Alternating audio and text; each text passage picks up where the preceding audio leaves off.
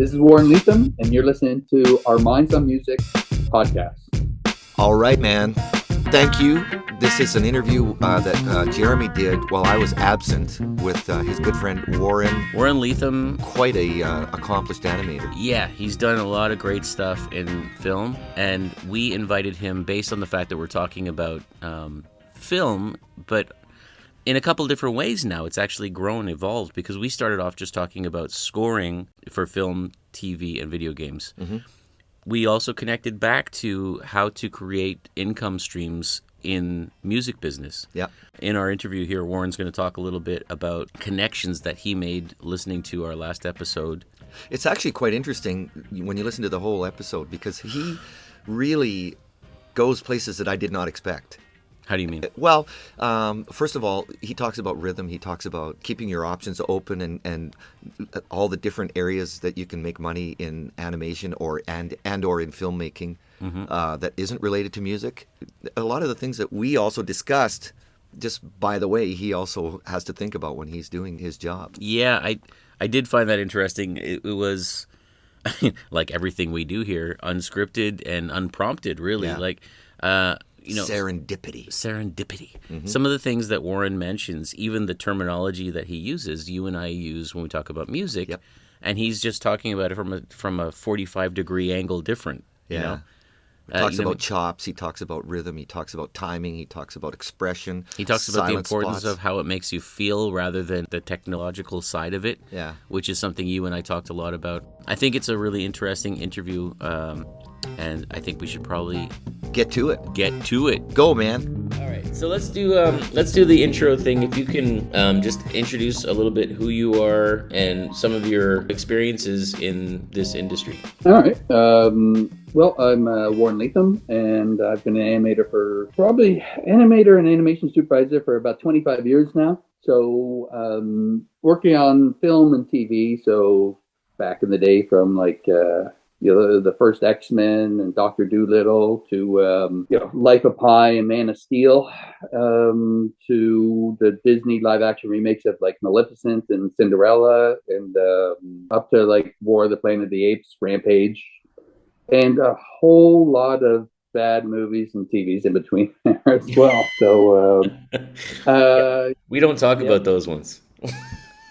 Yeah, I appreciate that you're doing this. I know for us, we're just starting up, but we started talking about movies, and I was like, hey, I know a guy who works in movies and has done so for a long time. You know? Yeah, no, I thought it was, I was kind of thinking about it. I'm like, what the hell could I talk about music? I'm like, I don't know. But then there's things like I was even thinking of for, just animating stuff. When I'm like looking at it or reviewing stuff and we don't have any audio, no dialogue, no music or whatever. But I kind of look for something with beats, right? So it's like, say someone's walking or something like that, and they're like, dun, dun, dun, dun, dun. It's really boring, right? So like when I'm looking at something like that, like something changing the rhythm of the kind of shot when you're watching it, right? So it's always like little beats of how the motion's going that kind of makes sense. So you're kind of hearing the rhythm while you're watching something. So wow. So you're just hearing that in your head, or do you like play something? Like, do you play some music? No, just in your head. So you're just like kind of like, you see in something so many times, like a lot of animation you see, it's like they hit almost every syllable that they talk about. Like they're hitting different poses for everything that they do, instead of like getting some kind of rhythm where it's like changes of how you're hitting the poses and everything like that. And there's even things like just the frame counts that you're doing. So you kind of know there's 24 frames in a second. So if you're doing like 12 frame cycle, then that's like half a beat every kind of half, something's happening every half second kind of thing. So for like walk cycles, you can walk on 8s or 16s or whatever. If you do something really quick, then you're walking on 4s kind of thing. It was just one of the things I started thinking of. I'm like, well, it's not really music, but it's kind of like always looking at like how the rhythm of something visual happens that you kind of pay attention to. And so it's like you're kind of like watching those things. And even for like a light character, it's always like really light and tiny, like a little animated character. It's like ding, ding, ding, ding. It kind of has that rhythm to it. Whereas like a normal person is dun, dun, dun, dun, and then a big person's like boom, boom, boom. They also animators will do that all the time when they're like looking at something. They'll be doing these little sound effects. You're saying you use sound in your head to envision how, like, the rhythm of how an action is happening, even though there's not music actually playing. It's just Yep. to give it a more of a real life feel, or to give it a specific feel. Like when you did all of those sounds there, I was thinking quarter notes, half notes, eighth notes, sixteenths. Like when you said do it in eighths or sixteenths, I was Yeah. thinking eighth notes and sixteenth notes, but you mean frames per second. Frames per second. Yeah, frames like so you're like with that kind of rhythm of stuff a lot. So Yeah, so that's very similar to music, because every piece of music that we play, we divide it into one measure, which is like, let's say if we're in 4/4 time, it's 4 beats, and then we subdivide mhm. that by, we just keep subdividing the notes to faster and faster things. So it's actually a similar idea. 24 frames in 1 second, you said. Yep. So we can definitely make a comparison of that. What would 4 frames be in represented as a note? I think that would be a 16th note, but I'm not sure. Wait a second there, Jeremy. Let's clarify something here. So we're talking about, It's not a 16th, is it? well, not really. So you're talking about beats per minute versus frames per second. So he's talking about 24 frames per second, which if you're let's take a standard 120 beats per minute Okay. pop song. Okay, so hold on, but you mentioned this when you and I were chatting before, and I Okay. think it's worth mentioning. Sure.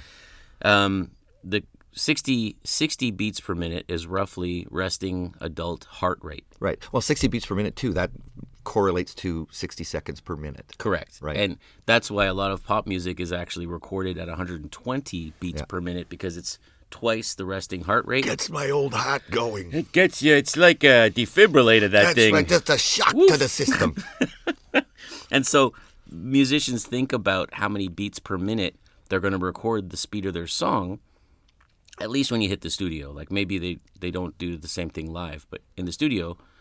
So you mentioned that Stevie Wonder, Oh, Superstition is down low. I think it's around 105 or something like that. Right. And that's just for effect to, it's not to necessarily, not that you wouldn't dance to Superstition, but it would be more like a groove. Right. Than a dance. You're just gonna like bob your head. Yeah, exactly. You want you to bop your head a bit. And what's interesting about what he says is that he's already visualizing a rhythm Yes. when he animates, which is really cool. I thought that he called it a walk. Like he used the example of a walk cycle. Mm-hmm. So when you have a character walking, like whatever movie he's working on, he's thinking about how does that character move. And he said if you just have like basically one step per, let's say half a second, or one step per second, it gets really boring.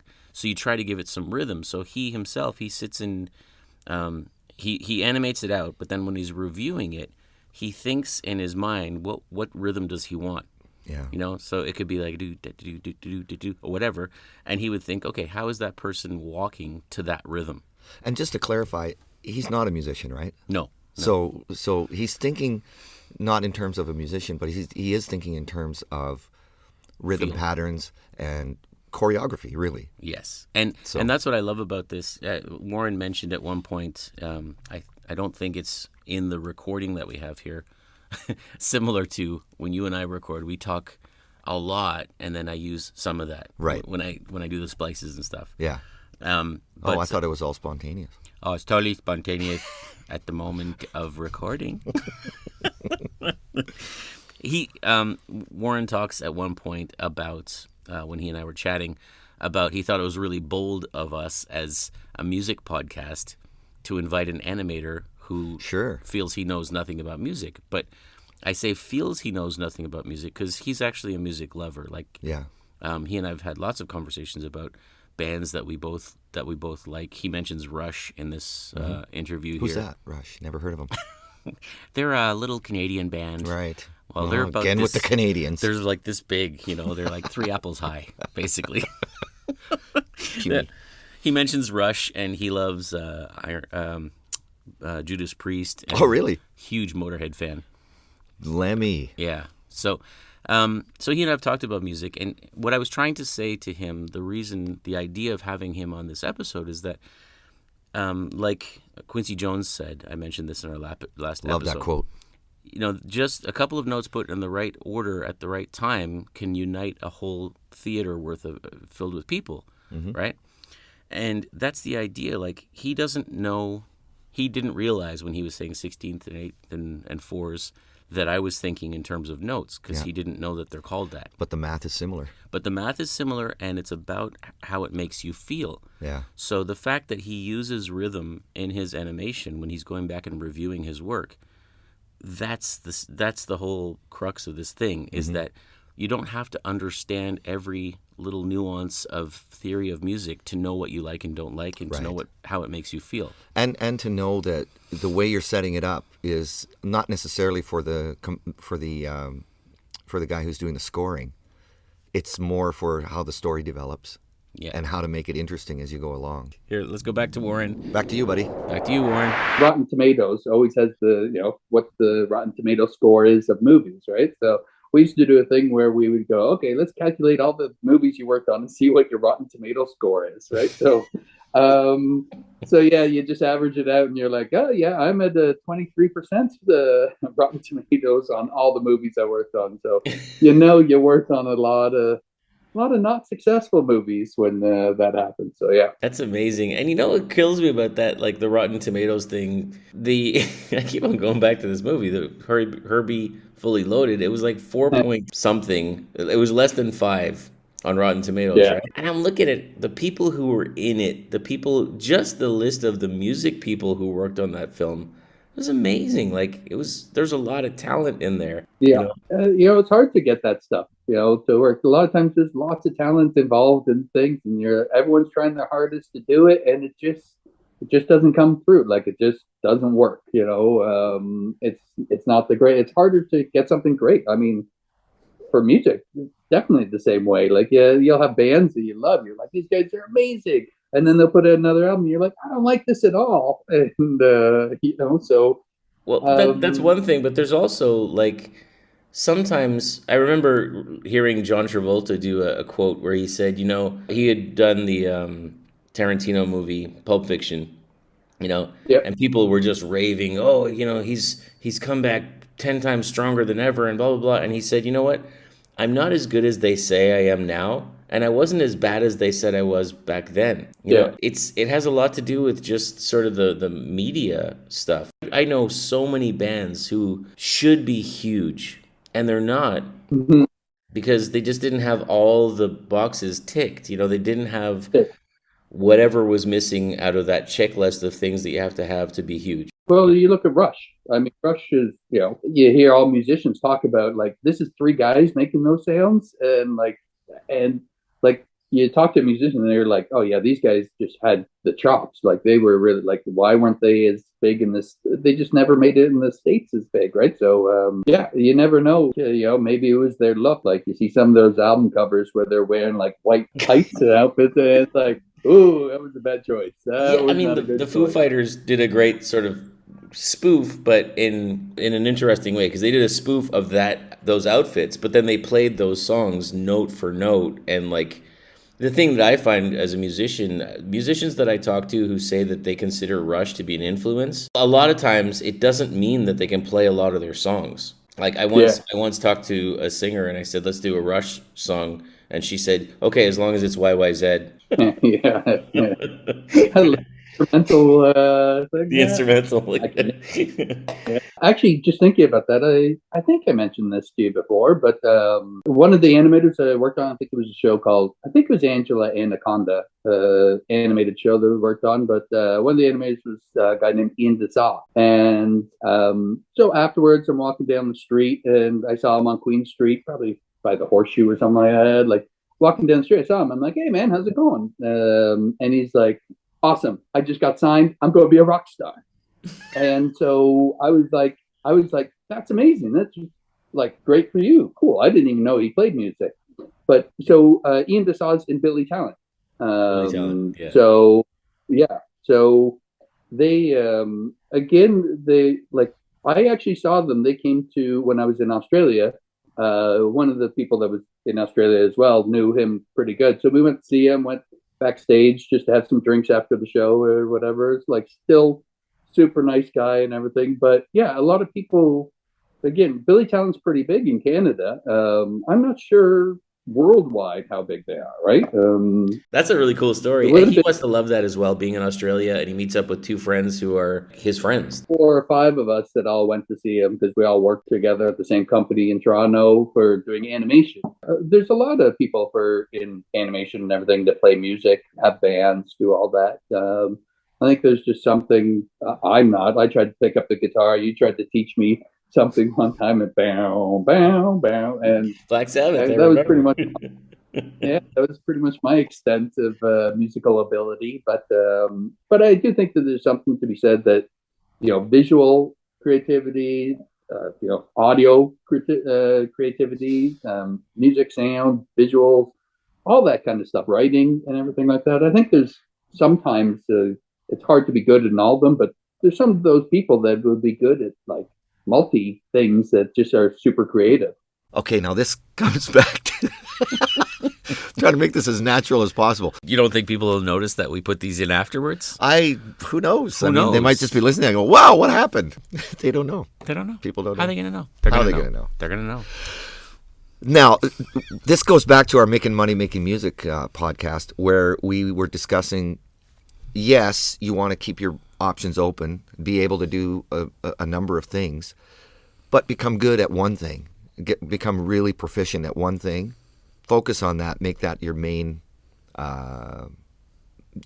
source of income.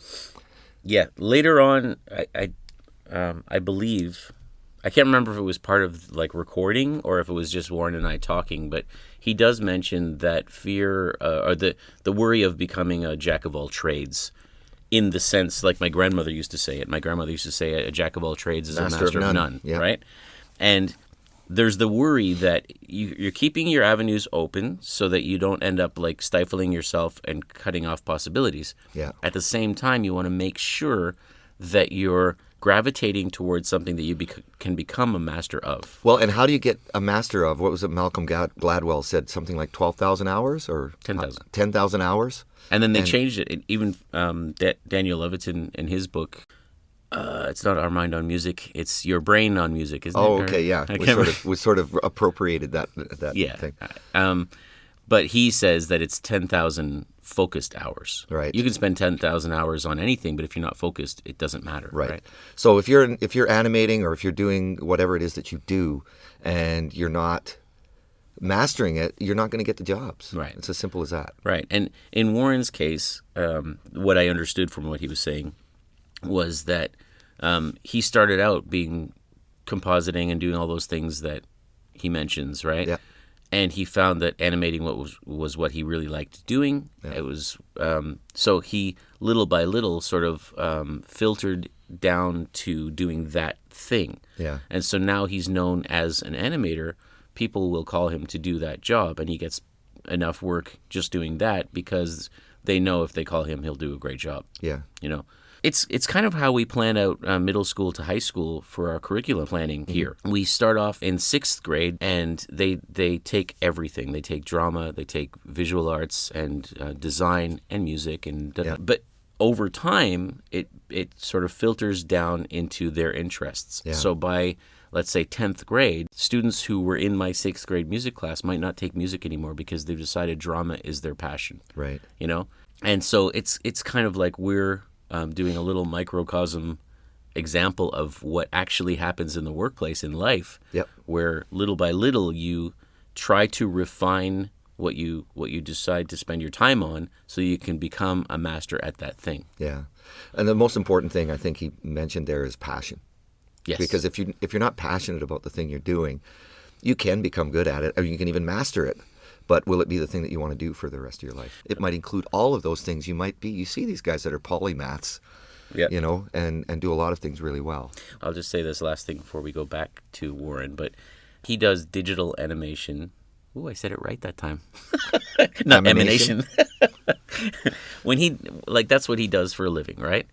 But then when I see what he does in his free time, when he's just sitting at home and like got nothing to do, he paints. Okay. You know, he does art. And when people ask me, what do you like to do in your free time? I create music. Yeah. What do you do for a job? I help other people create music. Yeah, You know? yeah, it's kind of all encompassing. And I mean, when I'm in my spare time, I play hockey. So I don't know. Yeah, well, but you're really good at it. Yes, yes, I am. Really, I listen to music. We talk about music. Yeah. I mean, we're sharing songs back and forth. Yeah. So it's an all-encompassing thing, and it's You just can't not like let that. any one thing be your everything. Like Yeah. we share some common interests outside of music, you Yeah. know? But I'm just saying that if you find that the thing you do for a living is also one of your hobbies, that's probably a good indicator that you've chosen well, It's a good thing. you know? Okay, so it's going back to the interview. I'm not sure if we're going back to Warren or to me. I think it's Warren.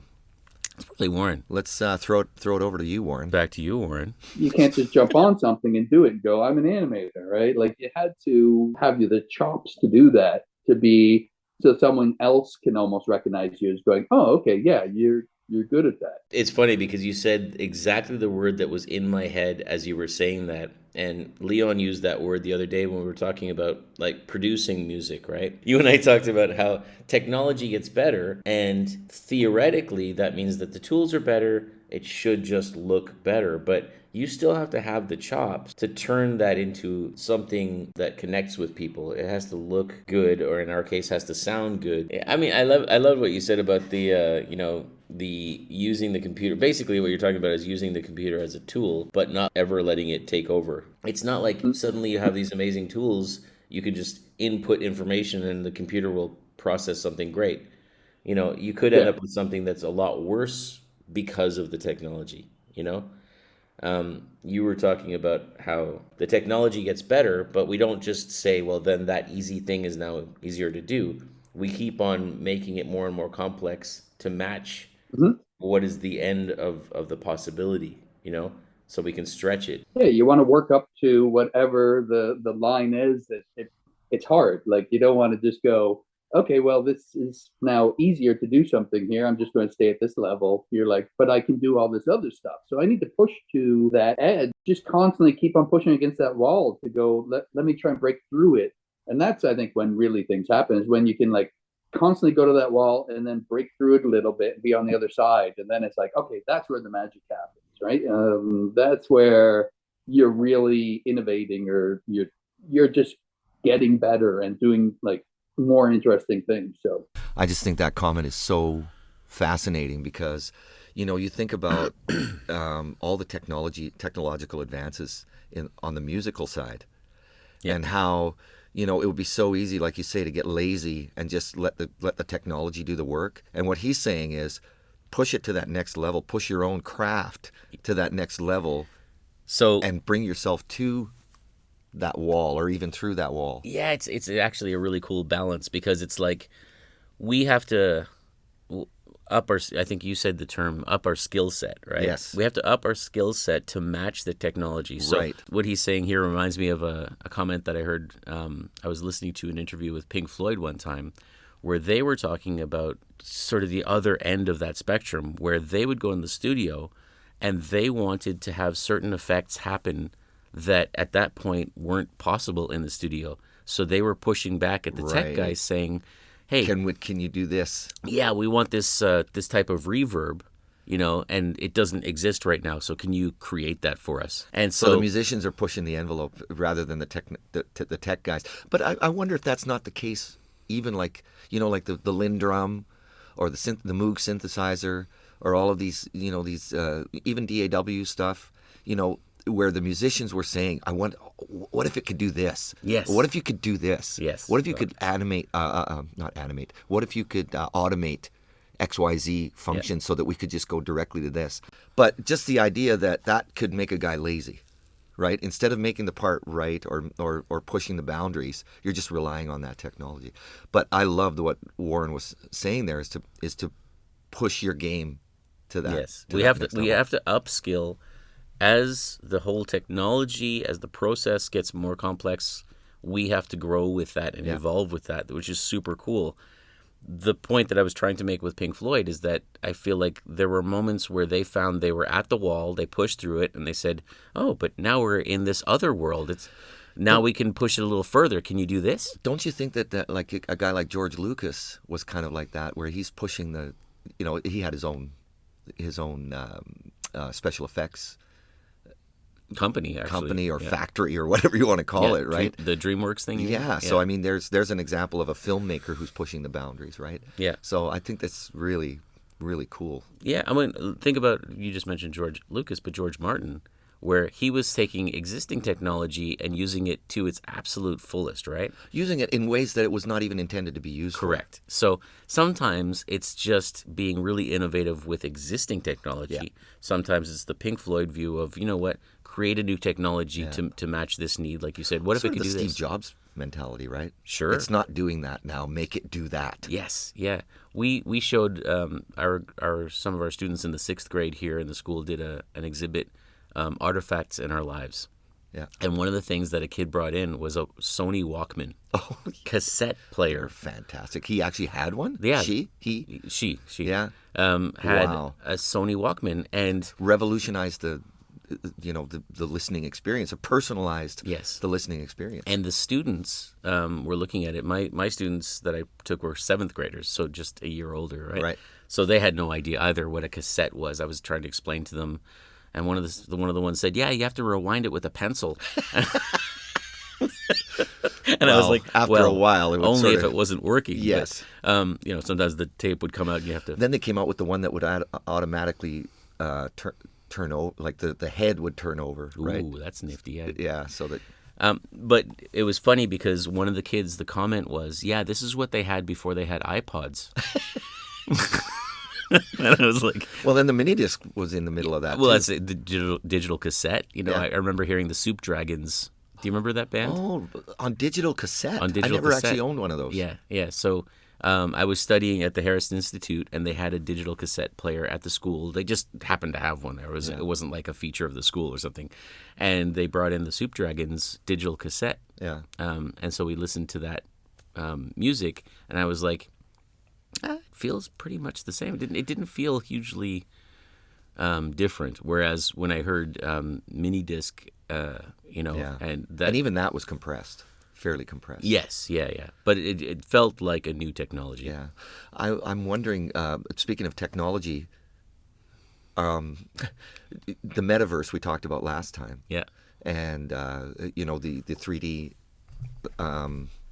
what was he call it? What did you call it? Holograms, Yeah. right? Yeah. And the holodeck on Star Trek and all of that. Yeah. So I'm wondering how that'll affect animation moving forward. Absolutely. Well, it's funny because you used the example when we were talking about that. You used the example of Queen. You're saying, Yeah. wouldn't it be cool? Like you could see Queen in concert because you could have a hologram, a 3D hologram of Freddie Mercury up Right. there. And Queen has just released a song that has his vocals. They've done this before. They Yeah. finished off a Well, track. the Beatles did that too, right? Yeah, and we With talked John about Nat King Cole, but the Queen has just released a song that was like quote unquote lost for 30 years or something Sure. like that, or whatever it was. And so yeah, I mean, it's rife, it's ready for that. Prince has the entire vault of music that they're going to be re-releasing long after you and I are gone. Wow. And it would be amazing to have a Prince concert where With unreleased music. unreleased music of Prince And guys like Warren and the faceless hordes Yeah. go in and create a And concert create for the whole you thing. in the metaverse. If you go onto YouTube and search for Maria Callas 3D hologram, 3D hologram concert, they show a little clip of her, and it still does look a little bit like an animation. It looks a little bit like Princess Leia. Well, it'll look primitive the way that special effects looked, like the way that Star Wars looks primitive now compared to when it came out in Correct. 1977. Yeah. I mean, I wonder that now when I see Princess Leia saying, "Help us, Obi-Wan Kenobi," and I'm like, why does that look less good in a distant future in terms of technology than Maria Callas does now? That's odd. Moving right along. Okay, back to Warren. Man, I love this discussion. Back to him. Yeah. I was listening to your podcast today, the last one, Okay. how to make money, and yeah, there's so many similarities between what for art and people trying to make money off of art, and all these little tiny streams, and it's like you end up having to make any money, you would have to have a full time job managing and doing all these things to make any money. It was like really interesting, like how you were saying, oh, you do this, or it's all these different avenues for getting money, and it's like that's so much similar to someone that wants to do like if they want to do art or something like that. And The stuff you just talked about with subdividing the frame, the 1 second, 24 frames, like, and I think that's definitely very cool stuff for people who would be listening to us thinking music and thinking, yeah, how do I apply that to what you do? yeah. Well, it was kind of interesting hearing all those things. I'm like, yeah, that's pretty similar to like even for the film VFX stuff. You can go into animation, you can go into lighting, you can go into compositing. Like you could focus on one area of that part of it, right? Right. Or you can try and do a whole bunch.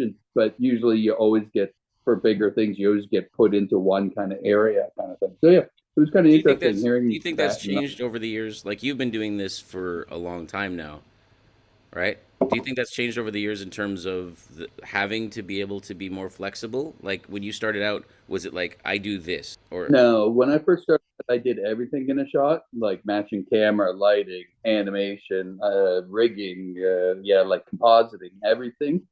But now the bigger studios would still have it separated out at that time. Like we were a smaller studio, so you kind of did a jack of all trades, and then it just as it came, it just came closer and closer, and it's like no, animation is the one I want to do, right? And then that just became the thing because there's so many different technical aspects. Like it's so complicated and big for movies now, and how many shots there are. Like before, there would be like 40 to 100 shots in a movie, and now there's like 3,000 shots in a movie that you do for visual jeez, effects, right? So wow, the exponential growth of what's in movies and TV shows and that the complexity that's there now, you just no one has. It's very hard to have that kind of knowledge to be able to do it to that level. It's just too hard. It would be like someone going, okay, well, you're a rock band. You're it. Play every single instrument at the same time and get it all done. Make it beautiful, and you're doing that, for every album you do, and it's right, like it's impossible. You need to have wow. I that. mean, it makes sense to me what you're saying, because I remember you telling me once about how digital animation in itself, the concept of that, has grown. Like, it used to be that if, let's say, an actor was in a movie and they had a tattoo and they wanted to remove that tattoo, they used to use makeup. Whereas now, you guys do that. You Yep. digitally remove it so that it's perfect. Yeah, compositors would do it. There was one movie where actress had a little dent in her head, and in her contract, it is that you have to paint out that dent in her head for every single shot. Wow. There's another movie that I think they won the Oscar for makeup for, and like this isn't what I do. This is the back end, the compositing and everything that is doing it for this kind of stuff. But Yeah. they had to repaint all the like fix all the seams on the makeup and everything like that, all in digital, and they won the Oscar for best makeup, even though there was that many things that did it. And so it's yeah, Did any of it's the I'm animators glad get any of the recognition for that makeup Oscar? well, animators, we wouldn't be doing that. That would just be all the compositors Oh, sorry. that Yeah. do that part Yeah. taking. So yeah, no one needs to know about that's that is done. It's all kind of secretive, and Yeah. it's like, oh no, no, no. Above the line, people are the more things, and then the faceless hordes of people sitting in dark rooms doing this for like months at a time. Yeah, they don't Yeah. need to be known. Okay, stop. That's fascinating. Can you take my wrinkles out of this podcast?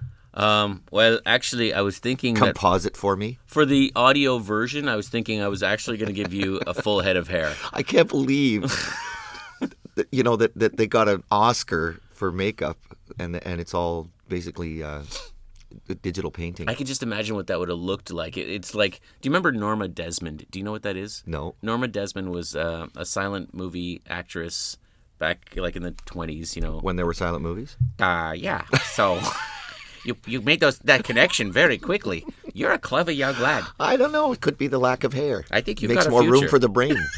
I learned by osmosis much more easily. So, so Norma Desmond, Carol Burnett used to do a spoof of her semi-regularly on the Carol Burnett show in the 70s. And really dating yourself. I saw it in reruns. I watched it in a museum. And I love Carol Burnett. She's great. Oh. So Norma Desmond, she used to have this makeup. Oh. So Norma Desmond, she used to have this... Norma Desmond used to have this makeup that was like just caked on. Like literally the blush on her cheeks looked like polka dots, you know? Oh, that kind of seem thing. to remember. And super dark mascara. And I suppose when they were doing those silent pictures back in the day, that's how they did it. That was the style. Yeah. But then as she aged and as things changed, sound came in, and like the sound of the Singing in the Rain does a great commentary on this whole thing, moving from silent pictures into sound. Yeah. And then moving into color. Yeah. But she never changed. Her Right. style of acting was just super melodramatic. Yeah. Her style of makeup was super over the top, caked on. Yeah. And when Warren was talking about this, I had this image in my mind of like Norma Desmond walking out, da da da, with like caked on makeup, and he's like, "Oh, jeez," and he has to go in and like digitally fix all of it, and so they win the Oscar for it. That'd be great. Warren, if you're listening, get on it. Yeah, there you go. So you should reanimate. You should composite, or get some of the compositors to fix Norma Desmond and re-release it. Yeah.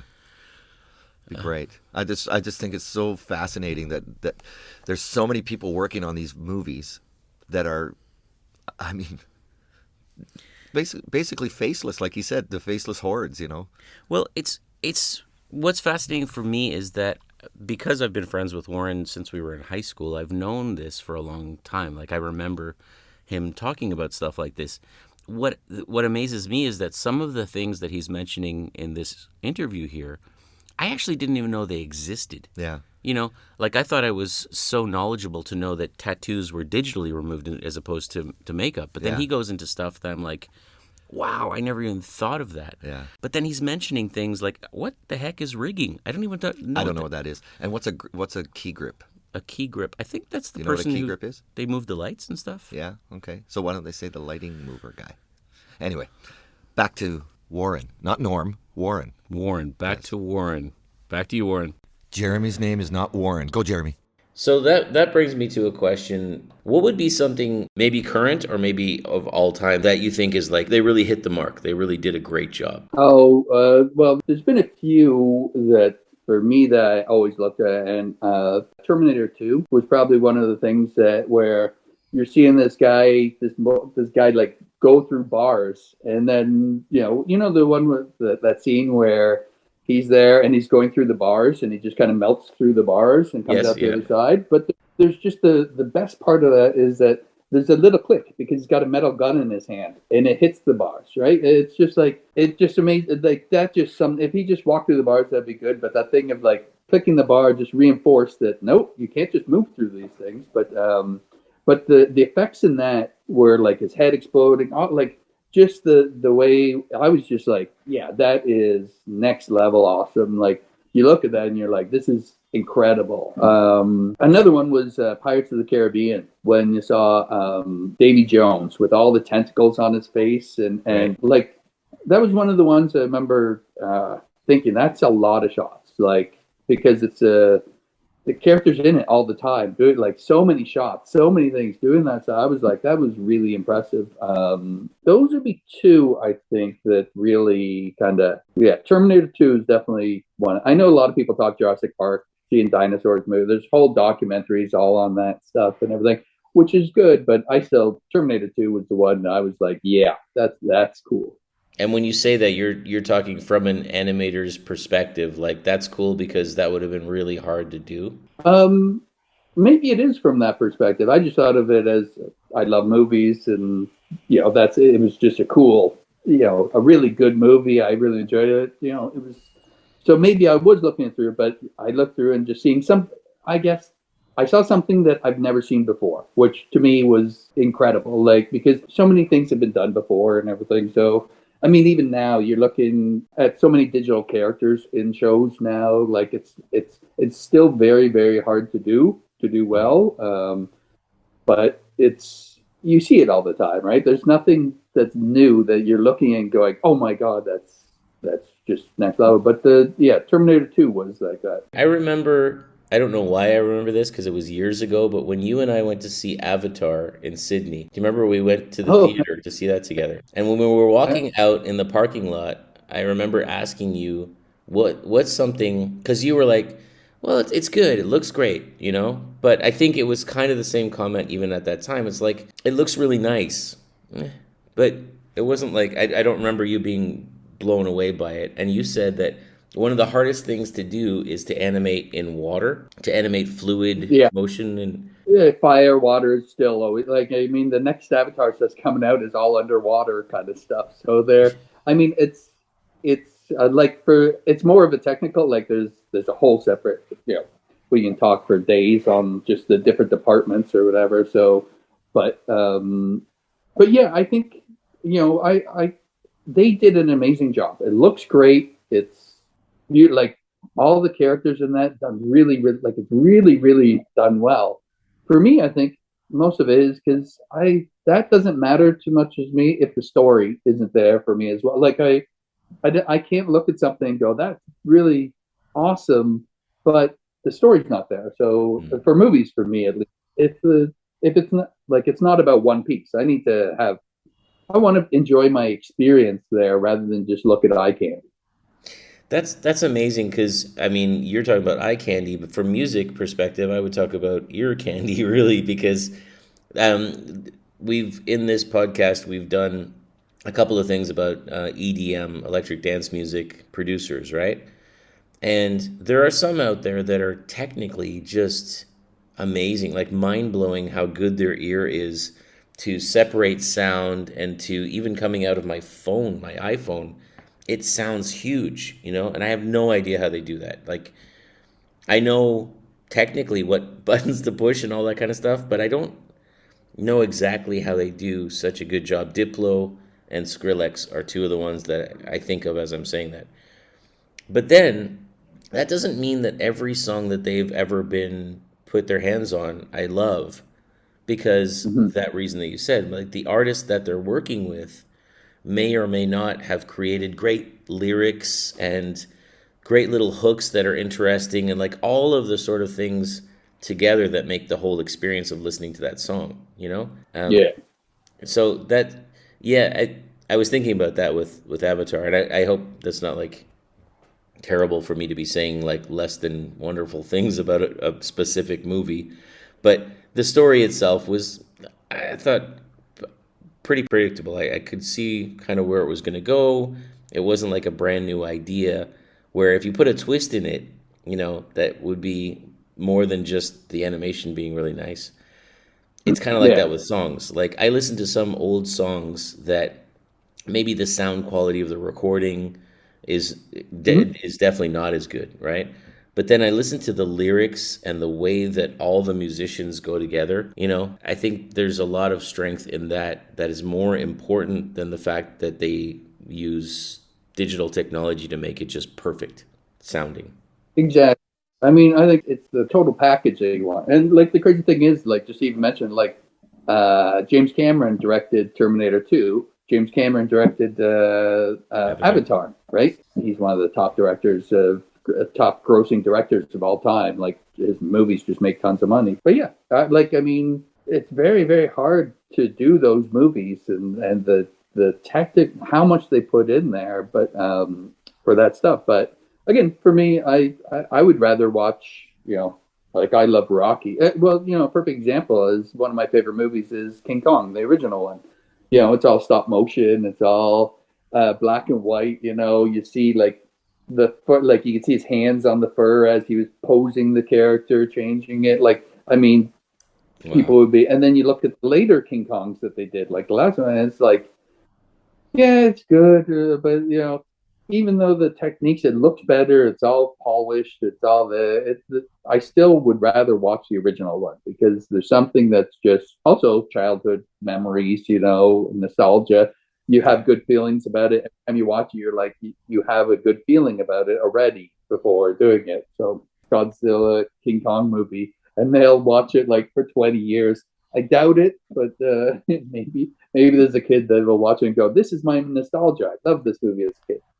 Something that you said when we were talking before was about the importance of not just like for music in a movie. It's not just the music, it's knowing when to be silent so you don't distract or take away from the action. Like sometimes I can think of examples where music is playing and then it stops. And that hang time is the tension and release that we in music in general try to build, you know? And I thought that was really cool that as an animator looking at films, you knew the importance of that as well. Yeah, it's about that. You gotta let things slow down, and you gotta have breathers. You can't just be like full on. Let's just go bam, bam, bam, bam, bam, bam, bam for action, for anything, right? You just can't. You need to have hills and valleys, right? Let's go ramp it up. Let's slow it down. Let's ease it. Just keep it going for a little bit. I think that kind of that pacing again, that rhythm of all that stuff is really interesting. And when you want to let it go silent and let the picture or the dialogue tell more rather than you know stepping over it, and that's the director's job a lot to be able to want to decipher where those things are. What's more important to what he wants to tell? Where's that kind of going? So, yeah, it's definitely I think important to get that stuff rather than just being full blast all the time. Let me just cut in here. See? You got to know when to be quiet. Building the tension. It's dynamics in music. It's knowing which notes not to play. There's another thing. There's a technical virtuosity when you watch somebody playing at that kind of speed, but there's a numbness that sets in after a while. Yes. I'm always going back to Beethoven because when you listen to those creations, it's not just... Beethoven knew when people's ears were going to need a break. Right. I remember the debate years and years ago. I'm going back to like the 90s, but Yngwie Malmsteen, right, shredder. Right? And I remember people saying, yeah, he's technically amazing, like, yes, but Eddie Van Halen was a songwriter first, I would say. I think so too. And I think that he studied the craft of how to put a song together. Communication of the song the rather communication than just... of the song. How does, like, back to the old discussion, does it move your butt or does it move your heart? Yes. Right. And also when we're doing a live setup in our song list, there's a temptation to just want to not have any dead air and go from, have the tempos perfectly match each other like the DJ does, and everything. I like to sometimes just finish the song and let everybody just settle down a little bit. Right. And go into something maybe a little bit slower. And the other thing that I do with the band is I'll say, make your set list like 2 waves. So you start at, for example, a song we were talking about beats per minute, start at like 100. Yeah. Work your way up. Yeah. And then right around song 5, if it's a 10-song set, right around song 5, cut it down. Have a break point. Yep. And then start back even slower than you did at the beginning of the set. Well, and a lot of the people that, if they're into the band, if they're there to see the band and enjoy the band, they're going to be there for 4 or 5 hours. Most people, when they go to the terrace, they're going for the evening. Yes. They're going to hear the band. They're going to hear all of those ebbs and flows. Yeah. They're going to, like, some people go for dinner and stay afterwards. And they absolutely do. Stay for the whole evening, Yeah. Come for the Thai food, stay for the live music. What? What? That was like a plug you just did there. I didn't see that coming. How many minutes into this podcast did we get before I did this shameless Holy plug? Cow. Rick Beato. Oh, what about him? Completely unrelated to anything we're talking about, but that's normal for us. There he is.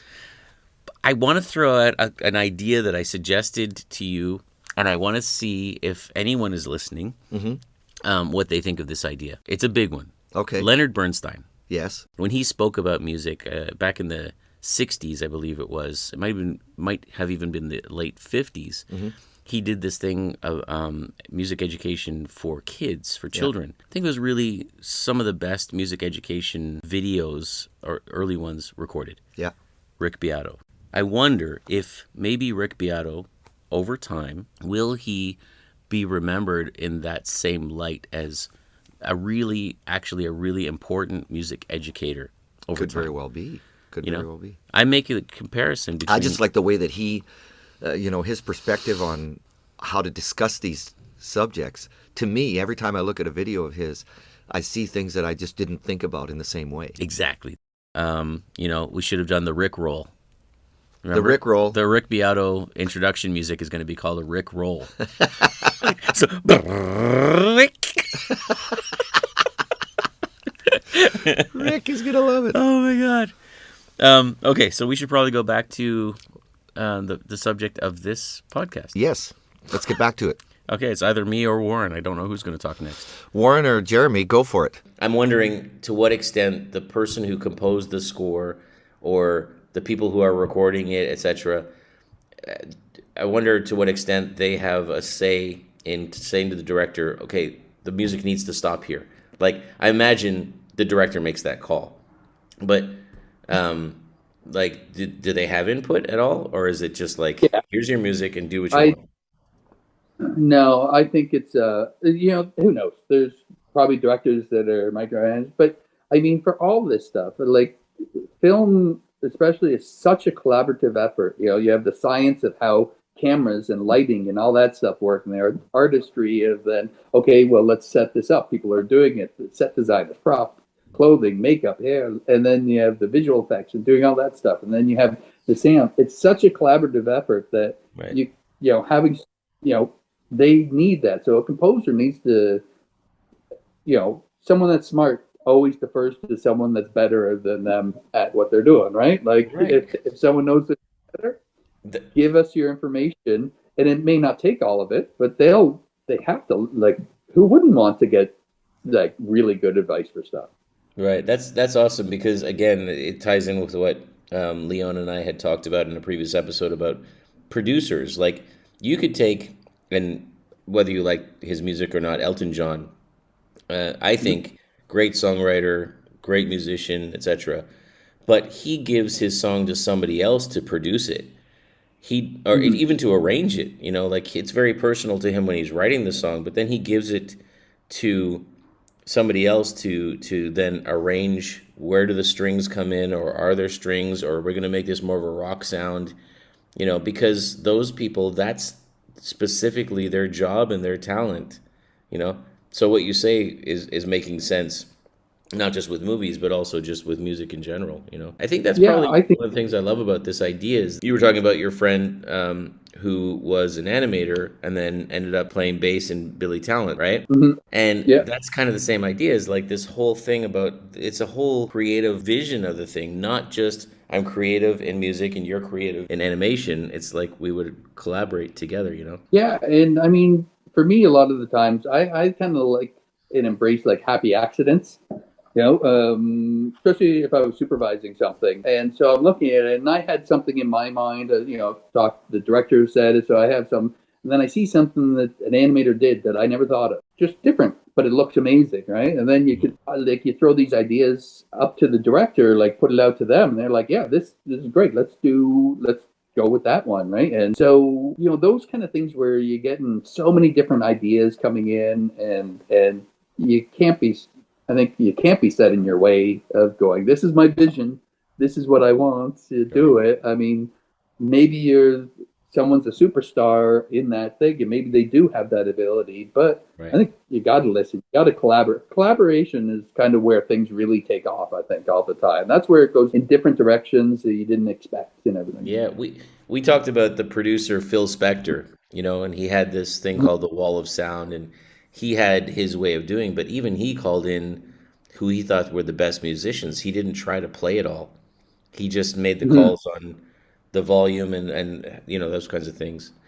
Like, it was interesting because there is the composing part, and how a theme can go in there, but a lot of times animating, it all happens after, like I said, because they need the visuals to be able to look and do the composing, right? They got to see where to hit. Okay, this is the moment we're going to try the teary music. Get manipulate people to feel sad at this part, or like tense or nervous, or all those things. So they need the visuals up there a lot. So, but sometimes kind of more sound related rather than the score or anything. But when we're animating, sometimes there'll be a beat in some shots or a sequence. It's not just necessarily one shot. It's like the sequence that you're doing. But there'll be something where it'd be like, oh, this may be a good sound cue that they can use for something. Like you'll do something and it'll have like just a moment where it's like, oh, that could be a good sound cue that they could use. You're never sure if they do it, but you're kind of like, yeah, that may like you kind of hear it in your mind. It's like, oh, you can have something like a big thing, and it's like, oh, that could be something that they could add. Um, but yeah, it's always later on, so it's like just Right. you're kind of thinking of it, never knowing what's going to happen down the line with it.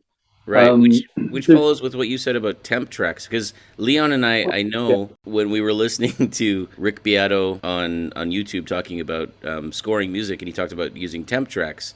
I had never heard that term before, so like for us to bring that up is really useful. Like you mentioned it, like that's just something that's there, you know. Whereas for uh, me, I'm like I've never heard of that before. yeah, a lot of like for because it usually happens for temp screenings. Like they'll sometimes have a friends and family screening. They'll have a screening for the studio heads. They'll have a temp screening for audiences to get scores, to get feedback of how the movie's going. But it's not in a complete. Like it'll be missing visual effects. It'll be just some previs in there. But also they want to put the music in there. So they a lot of times they'll just take songs previous things that they've scored before or something like that, depending. But they'll put that music in there as a representation of what they're going for, right? And then and sometimes, like I said, if they're using like a popular song that really and people are like, oh, this is working great for this part, this really is it. There's nothing, and they'll try and go and try and find if they could get a cheaper song or something like that. But a lot of Right. times they'll, if it's really working that much, everyone agrees and everything, then they'll probably just try and get the song into the movie kind of thing. So and go, hey, this works great. Let's just do it. And then then none Right, of like that you money like you comes had to said, us. there was that movie you worked on where the popular song, and they needed to pay like $50,000 or something to use the song. 500 I that it Oh, cost them. Five five. hundred thousand for one song, for one part of the movie, for one song, just for one sequence. Wow, 500. So half a million dollars because they thought the temp track was so good that they shouldn't change it to anything else. Did they do it? Like, did they Yeah. actually pay the money? Yep. Yep. It's they got it. They put it in the thing, and it was it's just really Warren, big I'm price. just gonna start streaming my own music to you, like on our WeChat chat group, just so you like Yeah. always have those songs in your head. And it's like, here, can I buy one off you? Oh, sure. What the heck? If you got a half a million sitting around, no problem. Yeah, That's exactly. awesome. I was also going to mention on Prime right now, there's a documentary. It's more of a fluff documentary, but it's the sound of 007.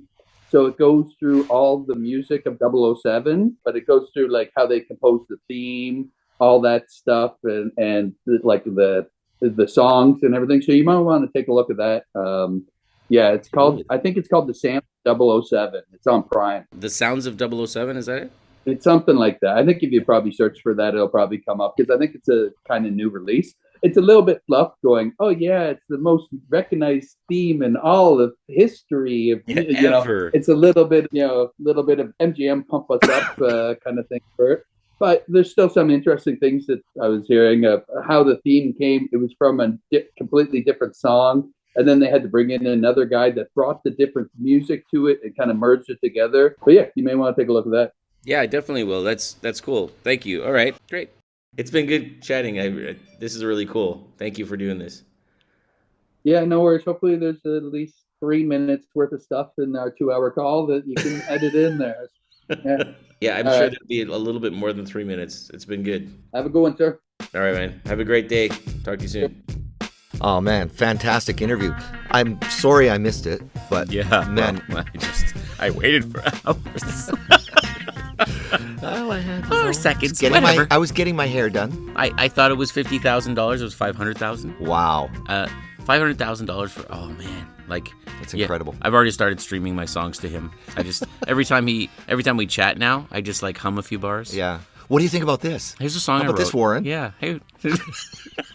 Yeah, Well- that was really cool. That's a friend of mine from high school. Yeah. And it was really nice to be able to tie in what we're talking about with his knowledge and expertise. Yeah. And you really find out how the sort of the other half lives when you're dealing with, when we're talking about doing scoring, and these guys got to think about a lot of stuff. And I know music isn't foremost in his mind, but definitely the pacing and the rhythm and everything that he talked about was just really, really interesting. From my perspective, I felt like I'd be flying blind if I had to, like, he watches a sequence that he's animated, he looks back at it, and he's got a rhythm in his head going, right? Yeah. For me, I was trying to imagine trying to do anything without the music being in there. I would feel kind of like lost a little bit. Well, and we're used to, when we write a song, we're used to starting from scratch. Yes. And the guys working on these things, they're taking basically a completed project and going, okay, let's drop in what we need to drop in here. That's a really good point. I've thought about that before, listening to songs and thinking, like, I know a lot of times with me, I'll start with a drum track just to sort of give myself something to go off of, instead of a blank page kind of. Yes. And I listen to songs sometimes and I think, I wonder how they started that. Yeah. Wolfgang Van Halen is recording his second Mammoth album, and I'm really excited watching that. I think he's a super talented kid. Sure. Like, aside from the fact of who his dad His was. name is Wolfgang. Well, And also Van Halen. I made the comment on our Twitter thing. Yeah. I said, Van Halen is in the process of creating Everything Is Right in the World. Yeah. And anyway, so he went into and he did like all of his drum tracks. And Did he really? Yeah, and Which he plays. which he plays all of them. You Wow. know, so it's like a selfie of him like just dripping in sweat because he's just finished doing drums for the day. And then he's just posted that he's just done his bass tracks, and so now I get a glimpse into his process. Yeah. As a single musician who is literally doing what Warren was joking about, recording everything, producing with others, but like he's got his hands on every bit. Yeah. And I wonder that sometimes. I listen to a song and I think, where did they start? Did they start with the drum track like I do? It turns out Wolfgang does. So Yeah. I'm doing all right. I'm just wondering how much of the song was done by the time he got to recording the drums. Does he write in the studio? Yeah. Well, I mean, he's got 5150, right? So he can literally go into the basement and just Yeah. work it out in the Daddy's studio. recording studio. Wow, that's amazing. That's amazing. Great story of how they started that, actually. Listen, I want to thank you for doing that interview. Really appreciate it. You did a great job. Thank you. It would have been way better if I'd have been there, but still. I'm not sure. There were moments where I thought, this is flowing so well. What's different about this? Unnaturally. No, I want to thank Warren again. I want to thank Warren again. I really appreciate that he gave the time, and then he was willing to do it. I mean, like he said, it's a funny thing to choose a music-based podcast to talk about something with somebody who doesn't know the theory of music, etc. Right. I think that's the whole point of this podcast. Yeah. I think it's everybody who listens to music, everybody who loves a song, everybody who's listened to music in a movie and felt something. You're the experts, that we're talking to. Right. So it's really nice to have his perspective in here. And I just want Warren to know I'm not going to go try to explore his entire filmography to find out which ones he is not so proud of. Then put down your phone and stop looking at Rotten Tomatoes, will you? Thanks again. All right. Great podcast, buddy. Awesome. Thank you. Cheers. Okay, we're fist bumping. Over and out. there. Okay, we're Udi Over here. and out. We're Udi here.